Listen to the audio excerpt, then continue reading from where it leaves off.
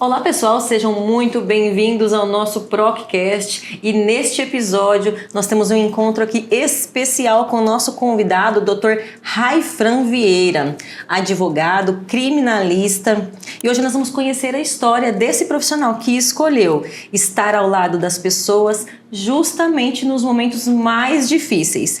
E muito além dos processos e tribunais, queremos descobrir, Dr. Raifran, como nasceu esse sonho e quais foram os maiores desafios que moldaram a sua carreira. Seja muito bem-vindo ao nosso ProcCast.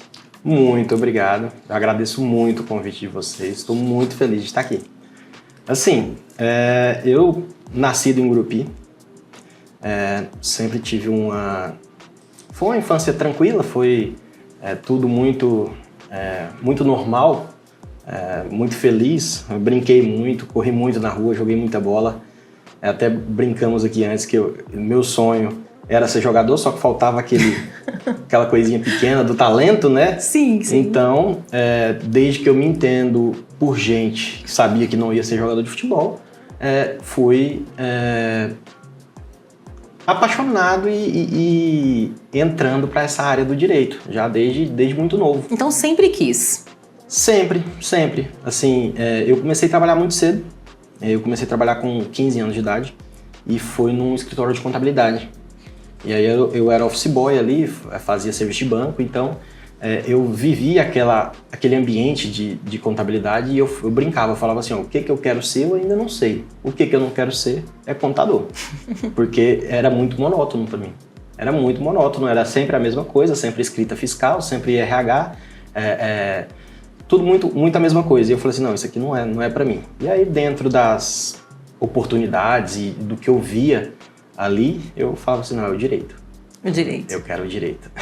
E na área do direito, o Dr. Raifran, ele é especialista na área criminal, que é uma área de muita coragem, né? Todo mundo conhece essa área, mas superficialmente. E ninguém nunca imaginou e nem imagina que um dia pode precisar de um advogado criminal. Essa especialidade, ela nasceu ainda assim, dentro da faculdade esse desejo ou veio depois? Como foi? Existia algum professor, algum mentor que te trouxe esse desejo de ir para a área criminal? Assim, faculdade eu acho que é quase que unanimidade que o direito criminal é o que mais apaixona. As outras áreas do direito são muito interessantes, mas não tão igual o criminal. Pela emoção. Pela emoção. Quantos filmes você já viu que tratam de direito de família, que tratam de direito tributário? Não tem. Não. Quantos filmes você já viu que trata do direito criminal? Muitos filmes e séries. Exatamente. Então ali é onde mora a emoção, onde mora o ser humano no seu interior, a questão do crime, ela está muito ligada ao dia a dia da pessoa, às situações que essas pessoas são colocadas. Então, é paixão. É paixão, né? E realmente eu acho que cada experiência nessa área te traz um novo ensinamento. Como foi o início, quando você decidiu atuar como advogado? Esse início para toda a profissão é difícil, porque todas as áreas que eu vejo, esse início de cada profissão demora um tempo para as pessoas adquirirem clientes e realmente encaminhar, né? Como foi para o senhor? Nunca é fácil. Não é fácil, assim, mas muito estudo, é difícil conseguir o primeiro cliente, mas até é engraçado, como é que eu consegui o primeiro cliente? Como foi? Com amigos, entendeu? Já comecei a me posicionar, falei assim, sou advogado criminalista. Quantos clientes você tem? Nenhum, só advogado criminalista. Tá, um amigo advogado pegou e falou assim, não, apareceu uma causa criminal aqui no escritório. O rapaz tá preso, vai lá. Fui pra lá com a cara e com a coragem, ouvi a história, era uma questão de Maria da Penha. Atendi ele, assim, logo a gente conseguiu a soltura dele, né? E aí teve audiência, ele foi colocado em liberdade, só que antes dele ser colocado em liberdade, ele volta para dentro da unidade. E ali na unidade ele falou assim, o doutor me soltou. Quem é o doutor? Não, fulano. E aí já vai de indicações, entendeu? Então, os primeiros serviços, na advocacia criminal é assim, você faz o serviço para a pessoa, essa própria pessoa ela vai te indicar. Aí vai indo as indicações e a gente vai tentando fazer o melhor serviço possível para continuar tendo esses clientes. Eu já vi alguns vídeos do Dr. Raifran e realmente é um trabalho que traz emoção, mas que também é muito bem feito, né? Doutor, muitas pessoas confundem o papel do advogado criminalista e nesse meio também há um certo preconceito, mas assim, explica de uma forma simples que as pessoas possam entender a importância do advogado criminalista. Como você julga, às vezes, como você lida com esses julgamentos, com, às vezes, algum preconceito.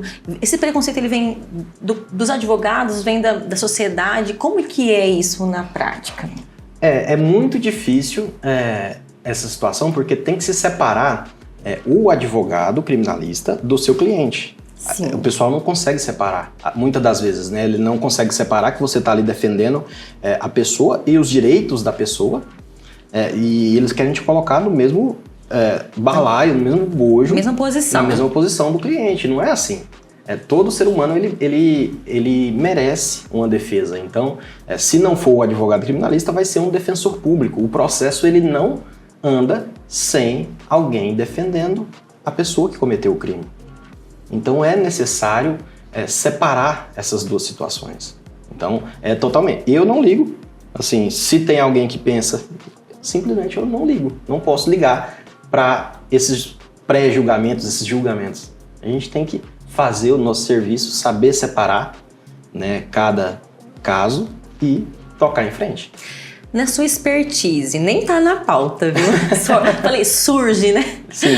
Na sua expertise, quando o senhor vai conversar com um réu, o senhor já consegue sentir se o que ele está dizendo de fato ele é culpado ou ele está tentando manipular de alguma maneira? Tem como sentir isso? Porque eu acredito que com o tempo, todos que estão trabalhando nessa área, desde o juiz, todas as pessoas que estão ali atuando, e o advogado, né, principalmente, conseguem já sentir se aquela pessoa ela foi inocente, se de repente foi algo que ela não queria cometer, mas acabou acontecendo, ou ele está mentindo. Como que vocês sentem? Tem essa... Tem. Assim, quando ele começa a contar a história, eu já sei mais ou menos as perguntas que eu tenho que fazer, o que aconteceu, como que aconteceu, mais isso e aquilo e tal. Geralmente o advogado para quem ele tem que falar a verdade. Por um advogado criminalista, ele não pode mentir para mim. Porque ali, tirando a mãe dele, eu sou a única pessoa que está ali envolvida no processo que quer ajudar ele. E o ajudar não significa que eu quero burlar a lei ou fazer nada ilegal.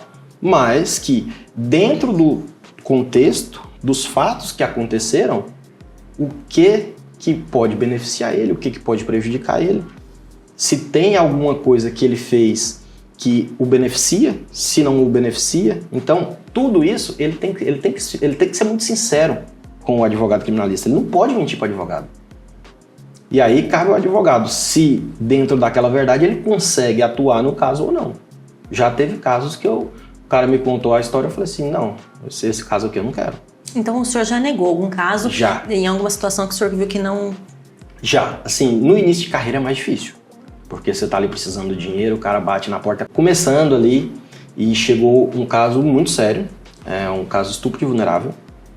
Eu tinha atuado em um que eu sentia a verdade ali e tal, e atuei, e aí esse era o segundo caso que o cara veio, só que ele me contou e ele me contou coisas terríveis.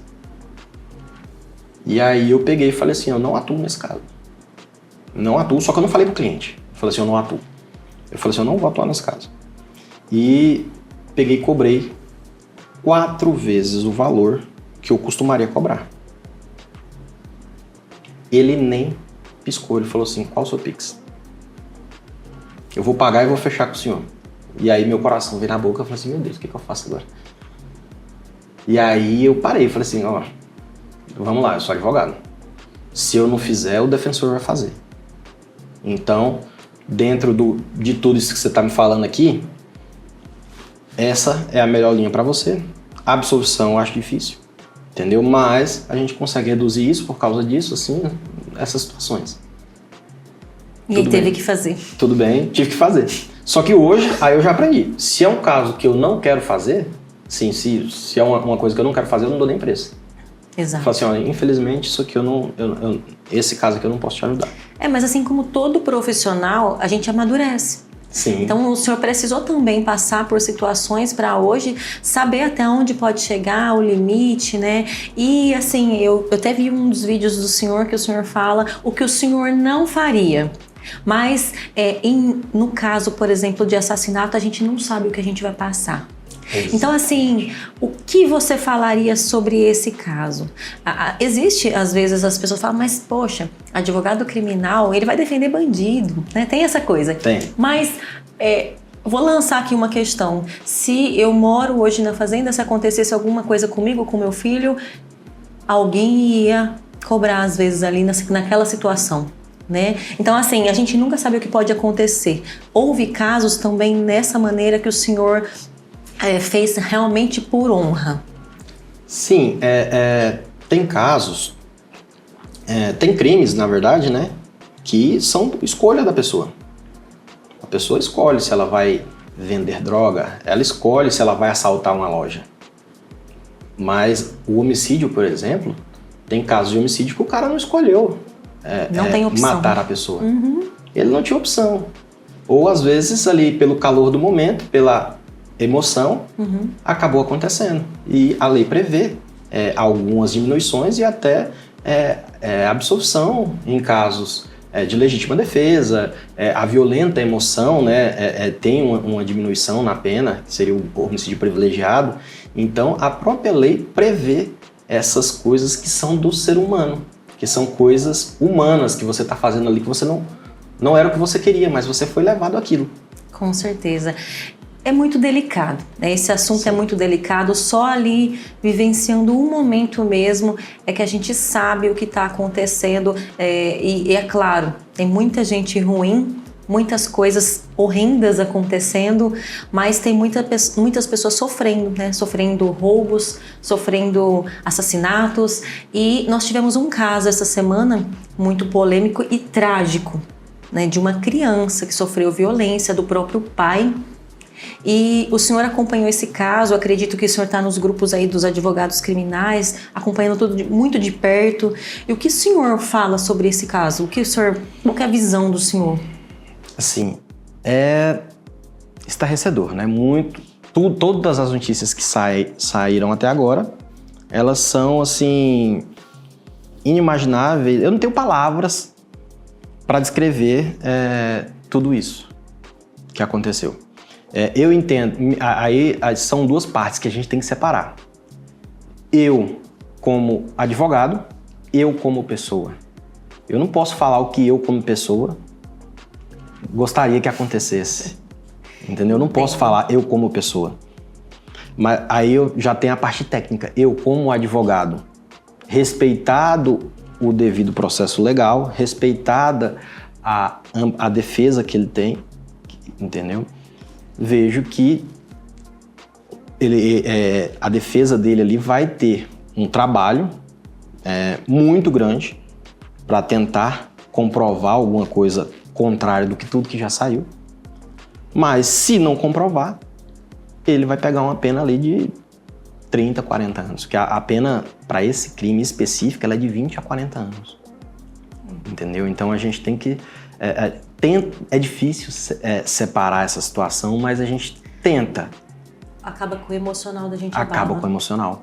Eu sou mãe, o doutor é pai. Sim. A gente sente dor pelo próximo. Né? E esse caso, ele marcou todo mundo. Eu acho que todo mundo foi marcado por esse Sim. caso. É um caso que quem tem filho, eu não consegui ver. Eu não consegui parar para olhar as notícias. Eu sei que tem muito fake news também em algumas situações. A gente estava conversando mais cedo, né? Talvez tenha informações que foram levadas a público que, de fato, talvez não aconteceram. E está em estudo isso, o senhor estava me contando. Mas, assim, de qualquer maneira, houve violência. De qualquer maneira, é pai, né? De qualquer maneira, isso trouxe dor e morte de uma criança. Então, assim... É um caso que chocou todo mundo. E eu imagino que para o advogado criminalista desse caso, ele vai ficar chocado também. Eu sei que ele vai ter que ter um, né, seja quem for, mas eu não consigo imaginar como será para ele. Esse é o novo caso do Brasil, você pode ter certeza. Assim como teve a Isabela Nardoni, assim como teve o Henry Borel, esse, no caso dessa semana que teve aqui no Tocantins, ele vai ter repercussão nacional. Ele vai ter repercussão internacional. Né? Assim, a criança morreu. O que saiu até agora é que os laudos apontam histórias contraditórias. Então, se apontam histórias contraditórias, que seja cumprida a lei. Seja dada a ele a chance de defesa, porque ele tem, infelizmente ele tem. Infelizmente não posso falar infelizmente não, desculpa, gente. Não como advogado. Porque acaba que o emocional da gente, por ser um caso tão de repercussão, a cabeça pessoal acaba contradizendo a cabeça profissional. Mas assim, felizmente ele tem o direito à defesa dele. Então, caso consiga se provar o contrário, que seja responsabilizado as pessoas. Mas o que tudo aponta é que foi um crime bárbaro. Essa criança morreu e que os responsáveis paguem. Paguem, exatamente. Ali no tribunal, né, no júri, eu acredito que é uma emoção a cada momento. Né? Existe muita curiosidade. O senhor tinha curiosidade até estar ali? E como é estar ali e participar da decisão da vida de uma pessoa? Olha, o júri, ele é o ápice da advocacia criminal, sabe? Assim, desculpa os colegas que são do criminal e não atuam em júri, porque é uma questão de gosto e paixão mesmo. Tem gente que não gosta ali de falar em público, de estar ali naquela situação, mas ele é o ápice. E é apaixonante. Assim, é complicado, é difícil. Porque é uma vida que está ali na sua mão. Não é uma vida, né? Na verdade, são várias. Porque não é só a pessoa que está sendo julgada que está envolvida nesse caso. Essa pessoa que está sendo julgada também é um pai, ele também é um filho, ele também é um esposo. Então, acaba que aquela decisão ali, ela influencia na vida de uma família inteira. E ela está nas suas mãos. E assim, o que eu falo sempre é que fazer o júri de uma pessoa inocente, que você sabe que ela é inocente, é o pior caso que tem para o advogado criminalista. Eu achei que era o contrário. Não. É o pior. Porque o resultado dele ficar preso ou ele ser solto está nas suas mãos. Você sabe que ele é inocente e você vai dormir com aquela questão que, se não der certo, que é uma coisa que não depende de você, que depende dos jurados, mas depende da sua explanação. Então, se vir um resultado contrário e você não conseguir demonstrar por jurados aquela inocência dele, ele vai ser preso, ele vai passar ali 10, 15, 20 anos. Ele vai sofrer. Ele vai sofrer, a família vai sofrer. É diferente de uma pessoa que confessa e que você está tentando ali minimizar a situação ou até absolver, porque tem muitos confessos que são absolvidos por clemência e outras coisas, que ele vai sair dali e falar assim, obrigado, doutor. Mas ele sabia que ele poderia ficar preso e se ele ficasse preso, ele sabe que ele cometeu. Ele sabia que tinha um risco. Que tinha um risco. Uhum. Exatamente. Bem, tem algum caso nessa trajetória que marcou ali no júri, que o senhor saiu dali abalado, ou pro ruim ou pro bom, mas que mexeu com o seu emocional? Tem alguns. Não precisa dar detalhes, você que não pode, mas fala um pouco pra gente sobre essa emoção, como foi isso? Tem alguns, mas assim, tem um caso que o rapaz, ele foi acusado de ter atirado contra um outro rapaz lá, e as provas eram poucas, assim, poucas provas, mas que colocavam ele na cena. E aí ele jurando, falou assim, não, doutor, não fui eu, não tem como. Não tem como ser eu. E aí, essa questão do inocente, aquela pessoa que você sente que não tinha como ser ele, não tinha motivo, não tinha as razões, nada fazia sentido. Mas, pela investigação da polícia, era ele. Os fatos. Os fatos. E aí, assim, por acho que providência divina, poucos dias antes do júri, chegou um documento que eu tinha solicitado, que era a ERB, que era a triangulação das redes de celular do telefone dele, que comprovou que no dia ele não estava nem próximo do local do crime. Só que já tinha sido pautado o júri, não tinha como sair, e com aquela prova a gente conseguiu. E assim, se não tivesse aquela prova, ele seria condenado. Inocente. Inocente. Isso. A satisfação... Defender o inocente é complicado. É muito complicado. Você sabe que mas não tem, às vezes, tanta comprovação. E aí, eu acho que realmente isso mexe com o emocional. Mexe muito. Eu imagino. E as redes sociais, doutor? O senhor hoje trabalha muito com as redes sociais, aproximando o direito das pessoas. E isso hoje eu acho que é até uma tendência, né? Todos os profissionais têm feito isso. Que momento que o senhor entendeu que isso era vantajoso? Porque existiu uma motivação, e como que o senhor acredita que essa aproximação pode trazer hoje benefícios para a comunidade, para a população? Olha, assim, hoje o advogado que não está nas redes sociais, ele já está ultrapassado.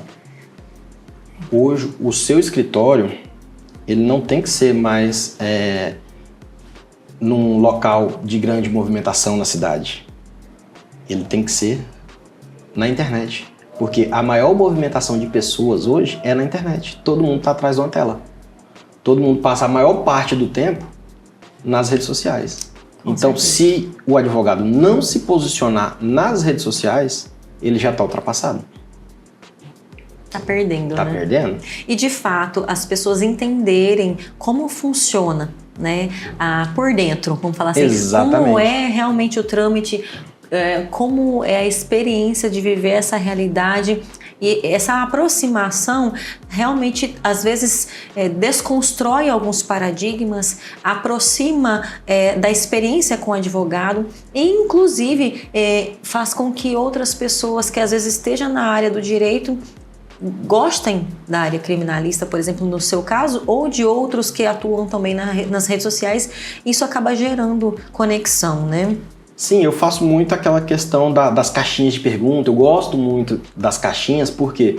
Porque é a dúvida da pessoa que ela tem ali. Então, muitas daquelas pessoas, elas estão assistidas pela defensoria, que ela não consegue estar perguntando toda hora, o que vai acontecer num caso assim, como que acontece. Então, a gente está aproximando dessas pessoas. É muito interessante a gente tirar essas dúvidas da população.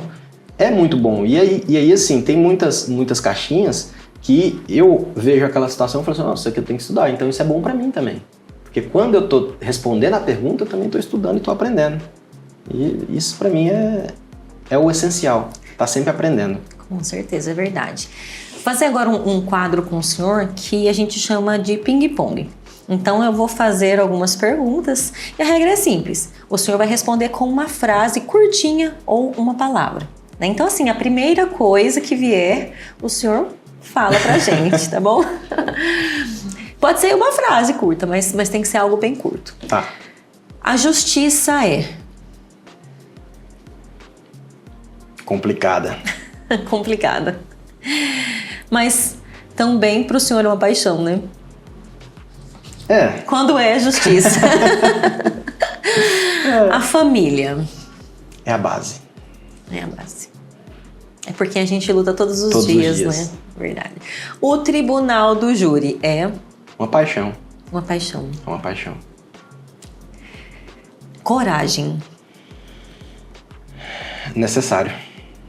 Muito necessário. Já teve dias que foi com medo mesmo? Tem que ir. Tem que ir. Não tem opção. Ou vai ou vai. Eu imagino. Deus. Tudo. Deus é tudo. É Ele que começa, né? É o princípio, o meio e o fim. Exatamente. É aquele que nos guarda, nos direciona, nos ampara, nos dá sustento. Sim. O sucesso, para o senhor, o que é? Consequência de um bom trabalho. Um advogado nunca pode perder A empatia. O poder de se colocar no lugar do outro. Isso para mim é essencial na área que eu atuo. E eu acredito que em qualquer área. Eu trabalho com treinamento de pessoas, com gestão de empresas, não salvo vidas, né? Como pessoas fazem muitas vezes os médicos, os advogados criminalistas, mas nós salvamos empresas e equipes. Então eu acredito que em todas as áreas nós precisamos atuar com empatia. Aqui nós precisamos ter empatia, Sim. né? Essa conexão ela é necessária em todas as áreas. O maior aprendizado da sua vida? Nossa. Eu acho que eu não... Eu sigo aprendendo todos os dias. Para mim, o maior aprendizado é sempre o próximo. Eu sempre busco aprender com meus erros e busco novos desafios. Sempre buscar o próximo aprendizado. Então, o aprendizado são sempre novos desafios que ainda podem acontecer. Exatamente. E daqui a 10 anos, doutor? Como o senhor se vê? Ainda aprendendo, ainda buscando,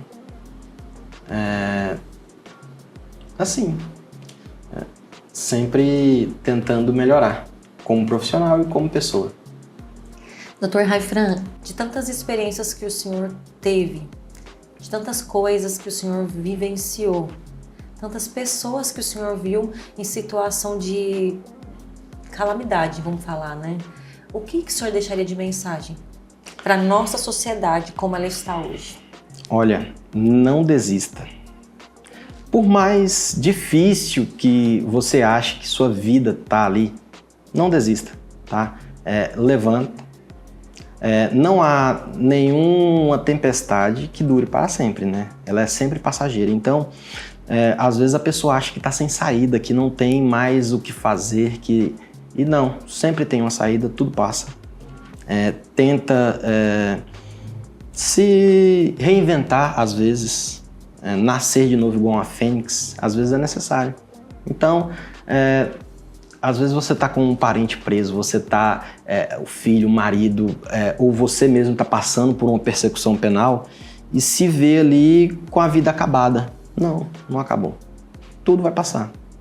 E tenha fé em Deus e busque aprender sempre com os erros. Porque errar é humano. Errar é humano.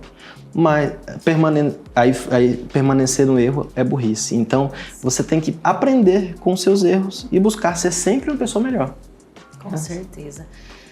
Para os jovens, né, a gente tem que pensar na nossa próxima geração. Sim. A geração dos nossos filhos. Eu tenho um filho de 8, o senhor tem um filho de 9 anos.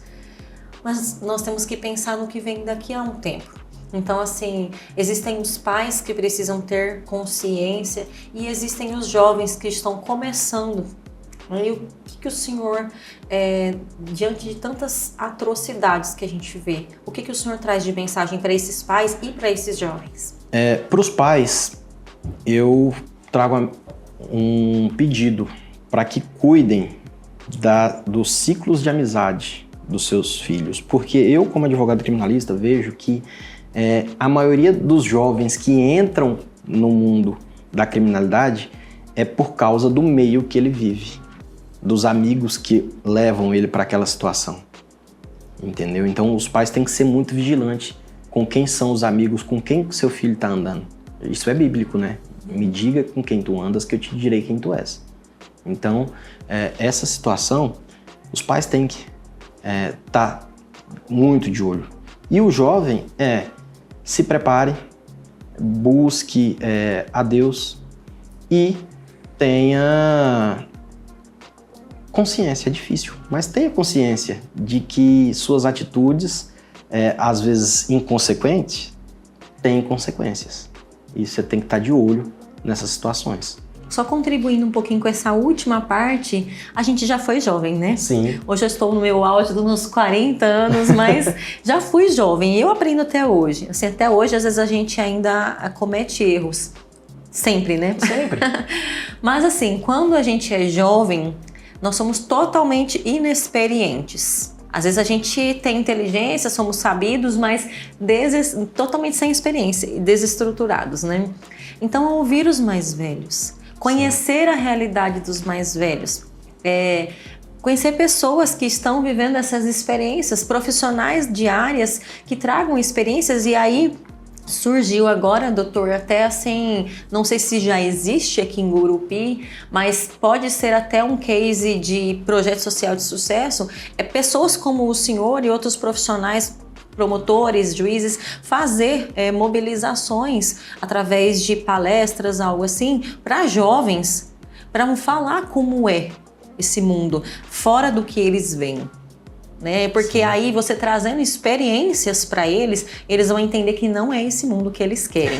E a gente tem que fazer isso com os jovens antes até da adolescência, naquela fase assim da pré-adolescência. Porque de repente no momento que você chegar lá na frente, é tarde demais.